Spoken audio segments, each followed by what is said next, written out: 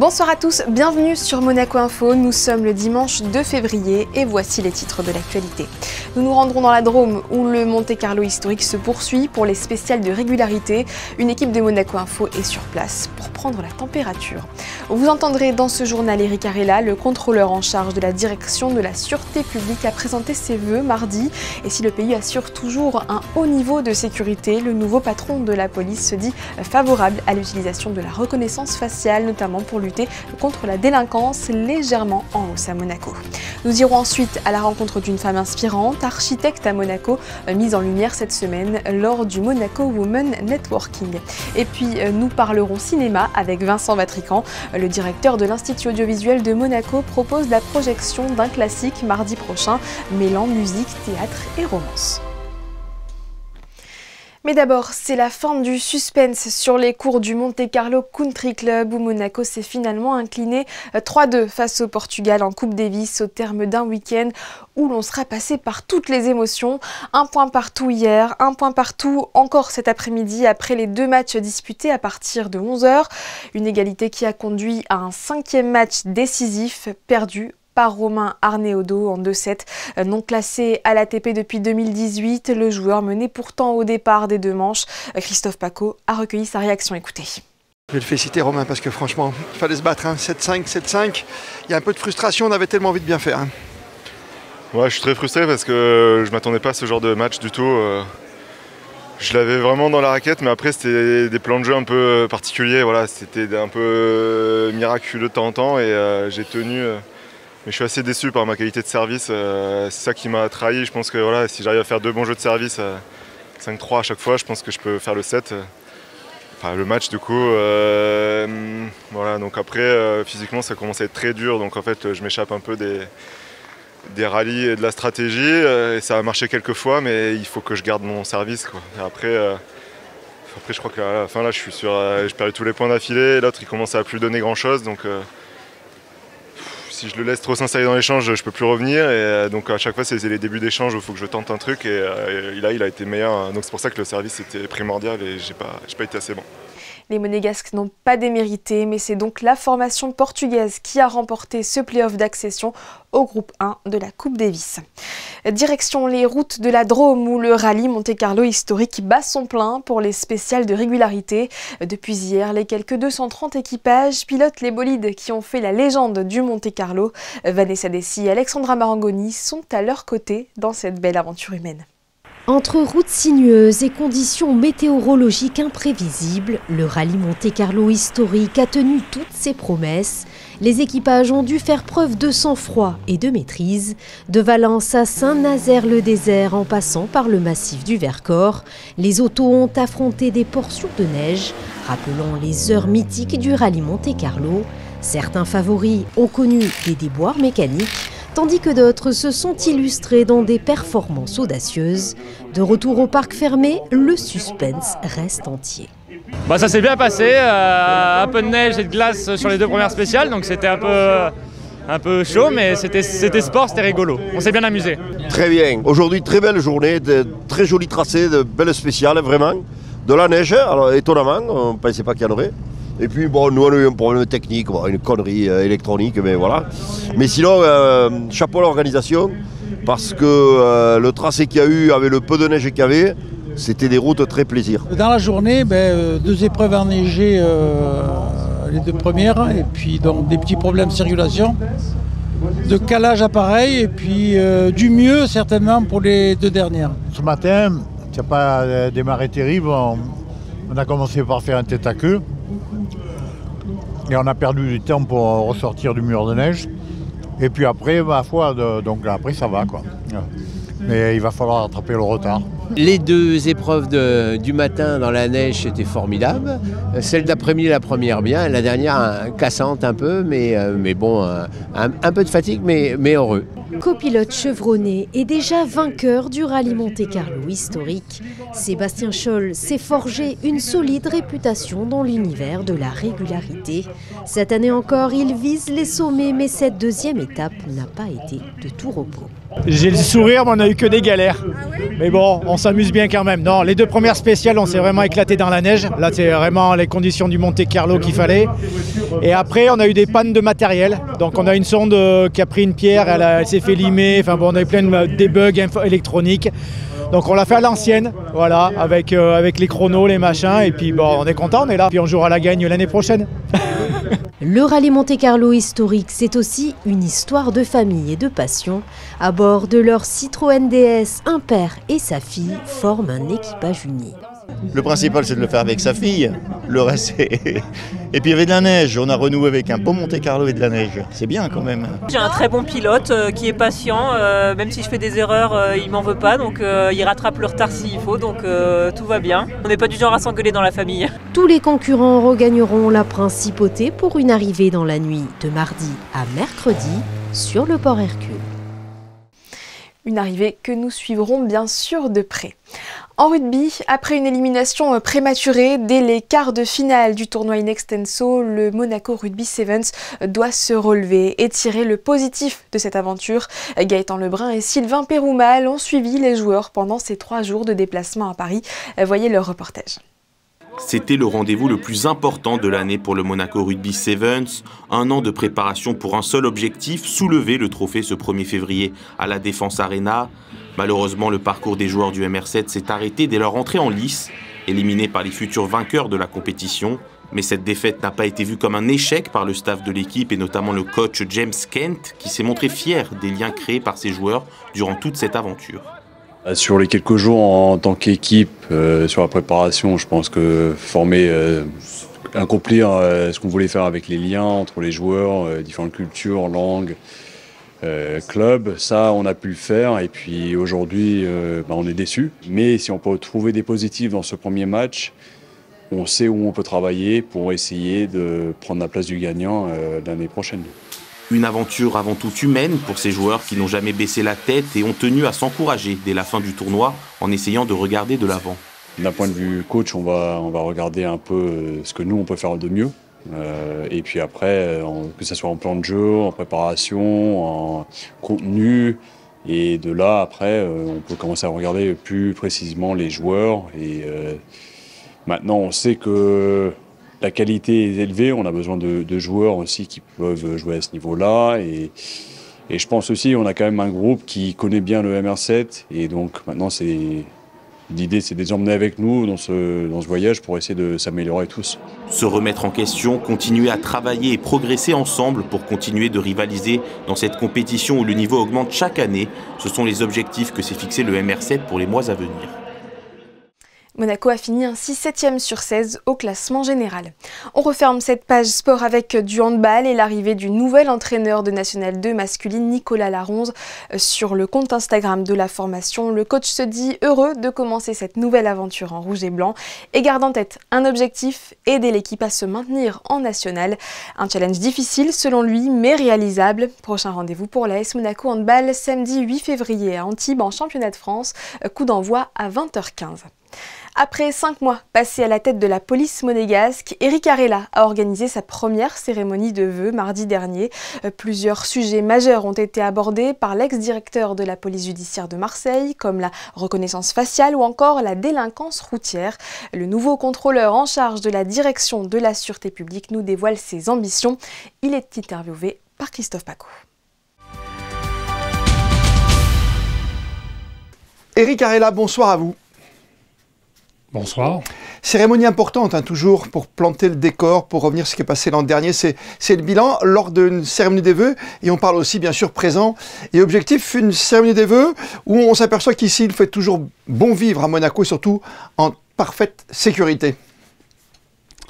Effectivement, pour moi qui viens d'une région très agitée, la région marseillaise, que je ne veux surtout pas dénigrer aujourd'hui, je pense qu'on peut dire qu'à Monaco, on est dans un niveau de sécurité tout à fait assuré. Vous voulez dire qu'il est très élevé ? On a connu pour l'année écoulée une petite augmentation de la délinquance qui est de l'ordre de 4,10%. Mais c'est beaucoup moins de 1000 faits sur toute l'année qu'on continue. Et c'est une augmentation de 35 faits.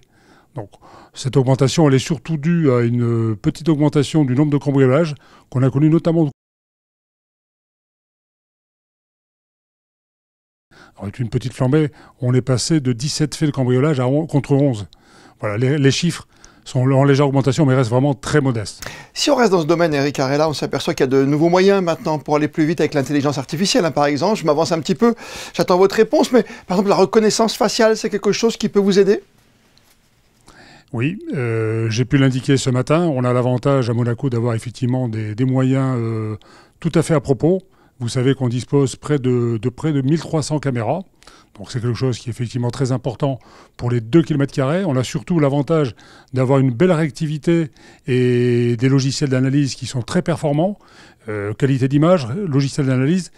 Il est vrai que si on disposait aussi de la reconnaissance faciale, quand on voit l'aggravation des faits de délinquance dans le monde qui nous environne, je pense que ce serait quelque chose qui serait tout à fait judicieux sur la principauté.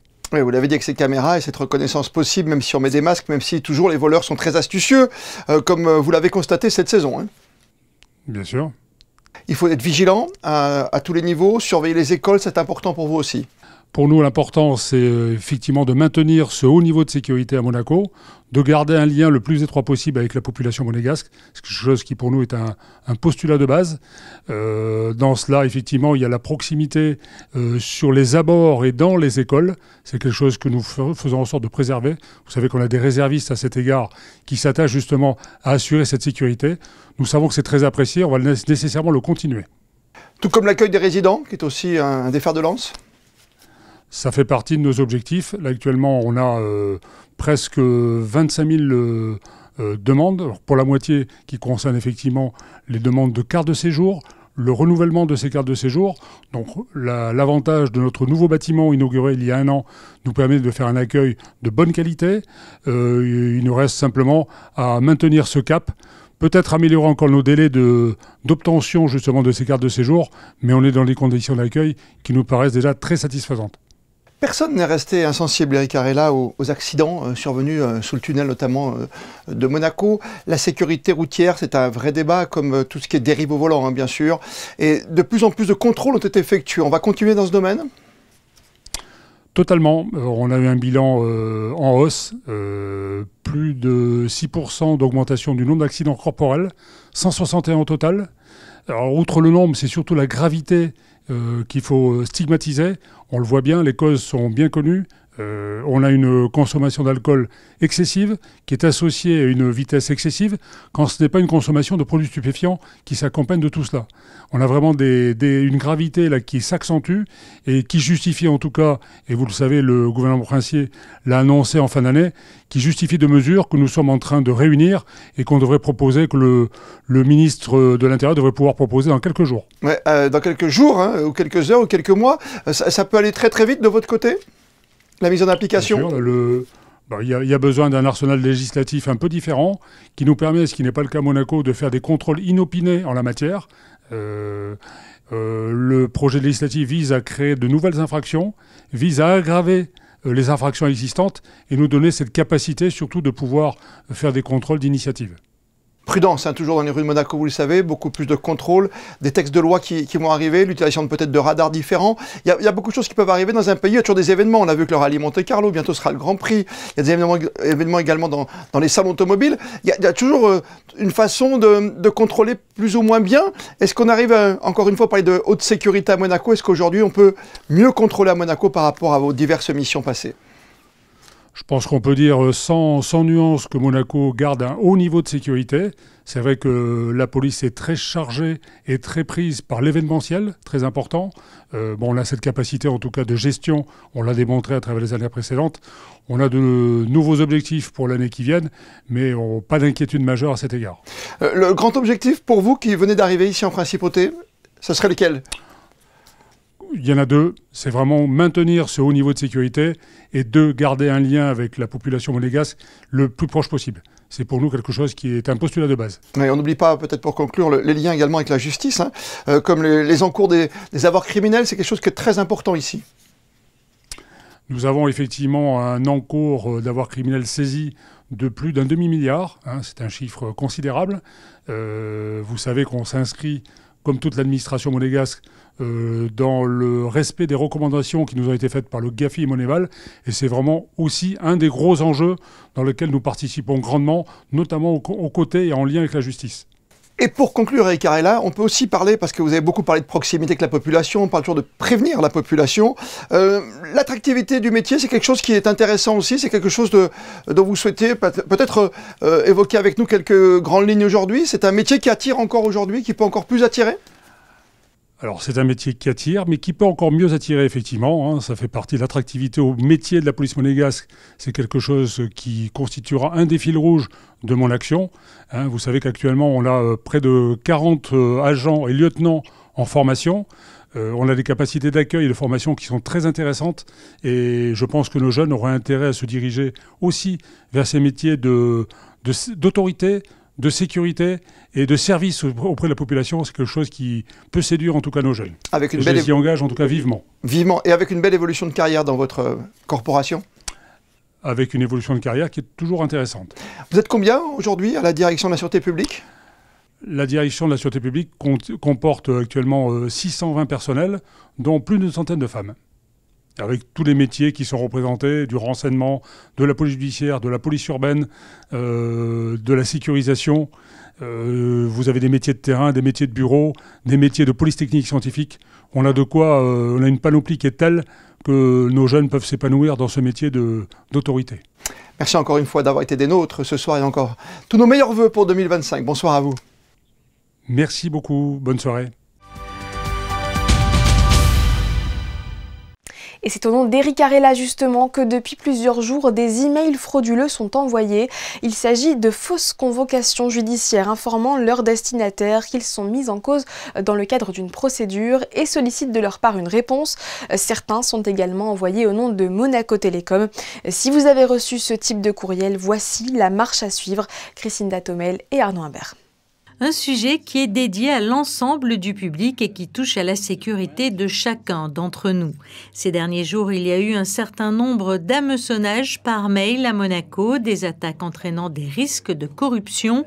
Alors, comment réagir face aux tentatives de phishing et quels risques encourons-nous si nous nous faisons piéger ? Alors le risque est effectivement qu'une fois que les attaquants ont pris le contrôle de votre boîte aux lettres, ils réutilisent votre nom pour réaliser des méfaits. Donc utiliser vos comptes en banque, les sites habituels sur lesquels vous travaillez ou vous utilisez dans votre vie au quotidien. Lorsqu'on vous demande de cliquer sur un lien, posez-vous la question, est-ce que je connais cette personne? Est-ce que je connais cette entreprise? Si je n'ai pas de relation habituelle avec elle, là aussi encore, supprimez le mail, ça sera plus simple et ça évitera les catastrophes. Des solutions ont donc été trouvées pour protéger les résidents de la principauté. Des campagnes de prévention ont été lancées par Monaco Télécom et par le gouvernement. L'opérateur téléphonique souhaite d'ailleurs alerter la communauté monégasque sur les différents protocoles à mettre en place et à utiliser. Il faut avoir un mot de passe qui soit solide. Donc 12 caractères, au moins une majuscule, une minuscule évidemment, au moins un chiffre et au moins un caractère spécial. 12 caractères, première chose. Deuxième chose, il faut avoir un mot de passe différent pour chacune des applications que vous utilisez. Donc votre mail, il existe, des attaquants le connaissent. Si votre mot de passe est trop facile, eh ben, ils vont finir par réussir à rentrer dans votre boîte. Si votre mot de passe est en plus le même sur toutes les autres applications que vous utilisez, et bien là, votre vie, elle va devenir beaucoup plus compliquée. Alors, si vous n'avez pas tout compris, rien de plus simple, il vous suffit de vous rendre à la Maison du Numérique qui vous aidera dans ces différentes démarches. Des ateliers seront également mis en place très prochainement pour renforcer la pédagogie. Située au cœur des jardins d'Apolline, la Maison du Numérique est ouverte du mardi au samedi. Ces femmes brillent dans leurs domaines respectifs, l'innovation, l'entrepreneuriat ou le leadership, et leurs parcours inspirants ont été mis en lumière mercredi dernier au Neptune lors du Monaco Women Network, un événement organisé pour la seconde fois par le Monaco Women Forum. L'une d'entre elles s'appelle Emmanuelle Tama, elle est architecte d'intérieur et était l'invitée d'honneur cette année. Vanessa Dessier et Camille Caloni l'ont rencontrée.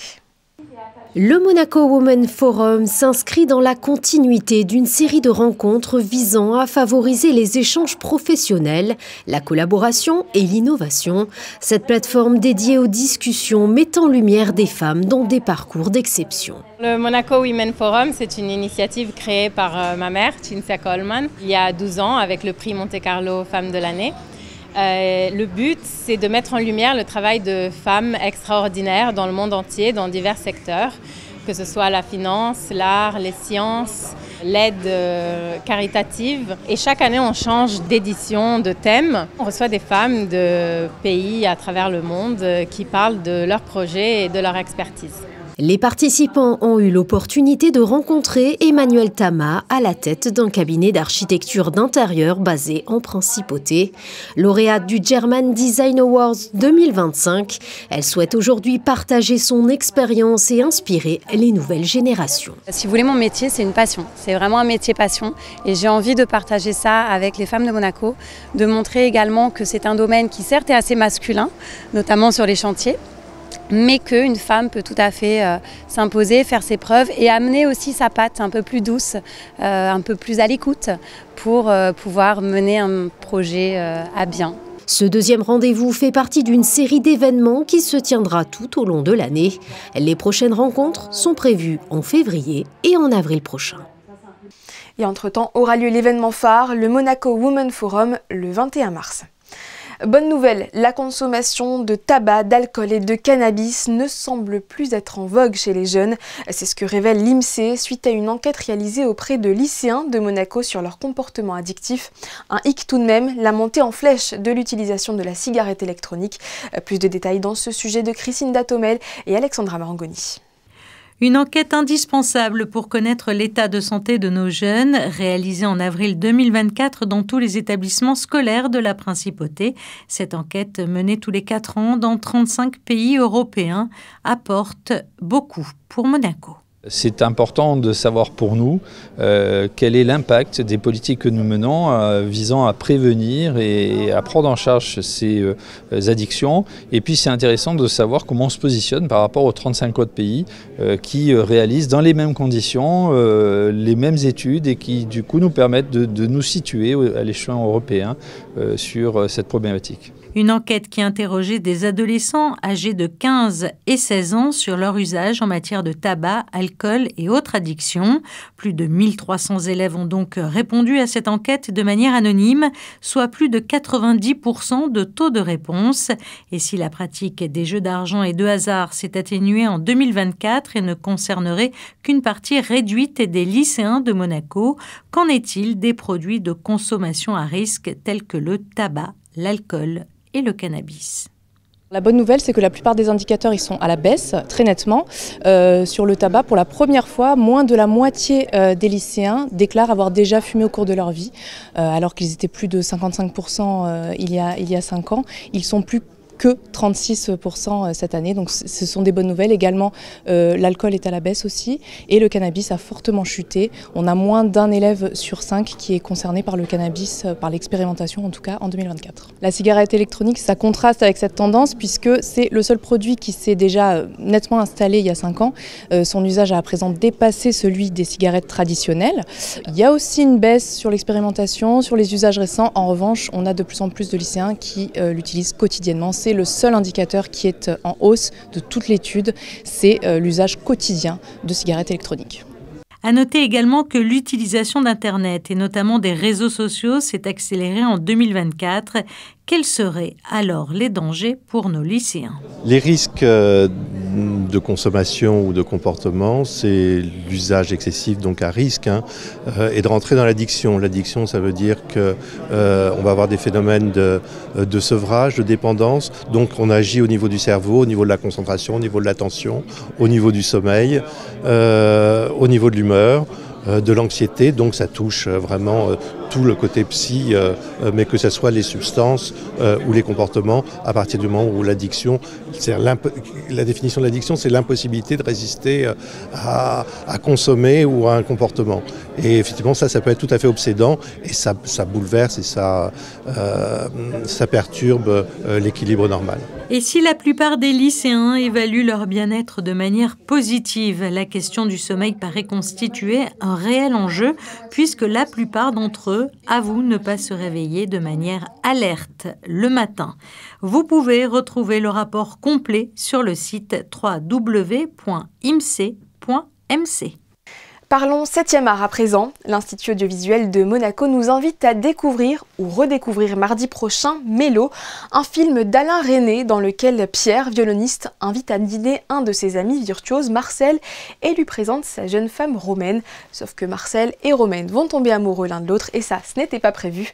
Vincent Vatrican, le directeur de l'Institut, en dévoile un peu plus dans cet entretien mené par Fabien Bonilla. Vincent Vatrican, bonsoir. Bonsoir Fabien. Aujourd'hui, on passe du théâtre au cinéma avec Mélo, un film d'Alain Resnais.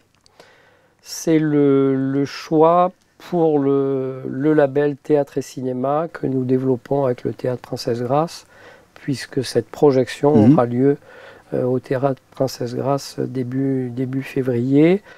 On pourrait dire choix évident, parce que c'est un film tout à fait remarquable dans l'œuvre de Resnais, qui annonce même d'ailleurs une évolution par rapport à son travail précédent. Césarisé, il me semble que les comédiens ont eu des Césars. Absolument, oui, film multi-césarisé, et qui annonce un changement, une évolution dans l'œuvre de Resnais, qui assume tout à fait la théâtralité de son cinéma.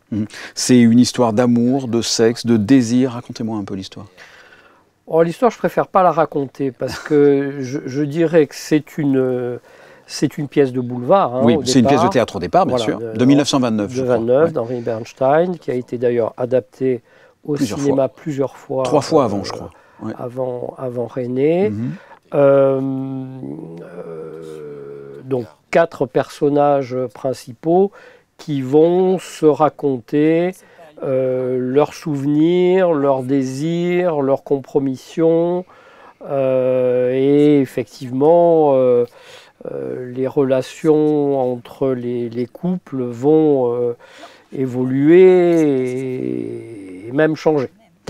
Ce qui est, je trouve, absolument magnifique dans ce film, c'est d'abord que Resnais n'essaye pas de tricher par rapport à son sujet et l'origine de son sujet, c'est-à-dire que d'emblée, il filme le décor pour ce qu'il est, c'est-à-dire un décor. Il n'essaye pas de faire croire qu'il a transposé cette pièce des planches du théâtre dans la rue ou dans un appartement.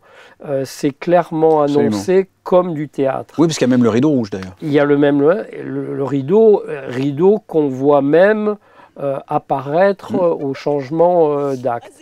Avec un quatuor resnaisien, on va dire, qu'on retrouve régulièrement avec Alain Resnais, Pierre Arditi, Sabine Azéma, André Dussolier, Fanny Ardant. Qu'est-ce que ces personnages, ces acteurs ont de particulier pour vous et dans l'univers d'Alain Resnais? Alors c'est marrant parce que les deux hommes sont tous deux des violonistes, donc j'allais dire que c'est... pour filer la métaphore, c'est les instruments de Resnais qui est le chef d'orchestre. Il sait très bien qu'il a 2 premiers violons et elle, je ne sais pas, 2 pianistes hors pair. Donc 4 solistes, mais qui font voilà, qui font un quatuor. Exactement. Absolument magique. Donc il y a effectivement la très bonne connaissance des comédiens, de leur façon de jouer, de leur voix, qui est très importante dans ce film, au sens des cordes vocales.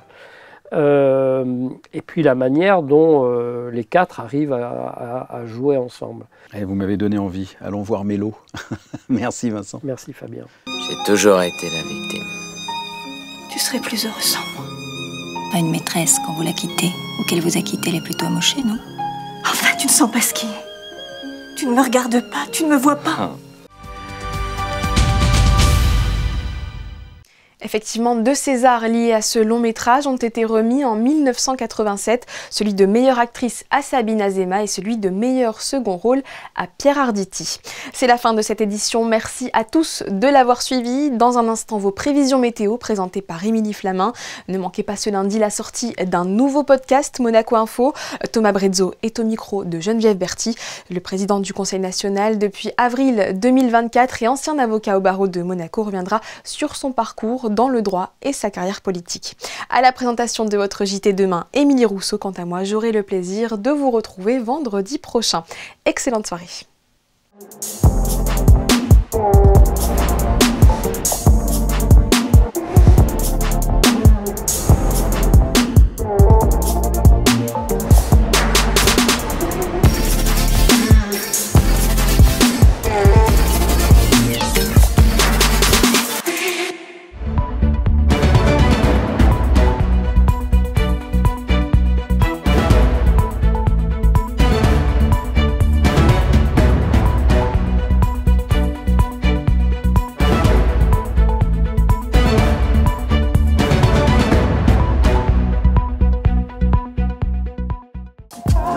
Retrouvez la météo avec Maya Bay, le restaurant référence thaï japonais de Monaco.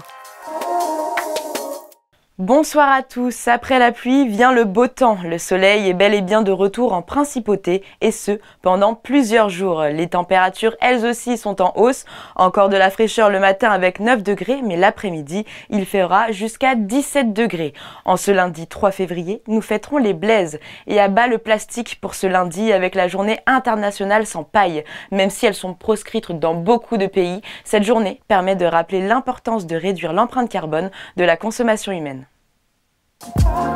C'était la météo avec Maya Bay, le restaurant référence thaï japonais de Monaco.